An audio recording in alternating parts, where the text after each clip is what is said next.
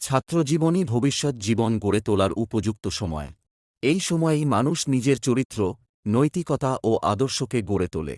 ছাত্রজীবনে যে সততা, শৃঙ্খলা ও দায়িত্ববোধের চর্চা করে, সেই ভবিষ্যতে একজন সৎ, যোগ্য ও আদর্শ মানুষ হিসেবে সমাজে প্রতিষ্ঠিত হয়।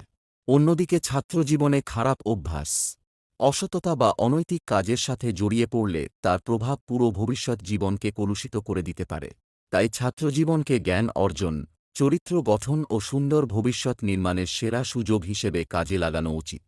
যে শিক্ষার্থী ছাত্রজীবনে ধূমপায়ী শিক্ষকদের সাথে ধূমপানের মতো অনৈতিক কাজে জড়িত হয়, কিংবা শিক্ষা প্রতিষ্ঠানে জাতীয় দিবসসহ বিভিন্ন অনুষ্ঠানের সময় অর্থ তছরূপের মতো অপরাধে অংশ নেয়, সে শিক্ষার্থী ধীরে ধীরে অন্যায়কে স্বাভাবিক মনে করতে শুরু করে।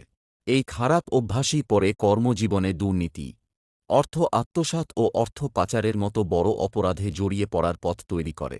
তারাই দেশের সর্বোচ্চ আসনগুলোতে বসে দেশ ও জাতিকে অশান্তির দিকে ধাবিত করে। তাই ছাত্রজীবন থেকেই সততা, নৈতিকতা ও দায়িত্ববোধের চর্চা করা জরুরি। কারণ সৎচরিত্রই একজন মানুষের প্রকৃত সম্পদ এবং জাতির উজ্জ্বল ভবিষ্যতের ভিত্তি। আল্লাহ হাফিজ।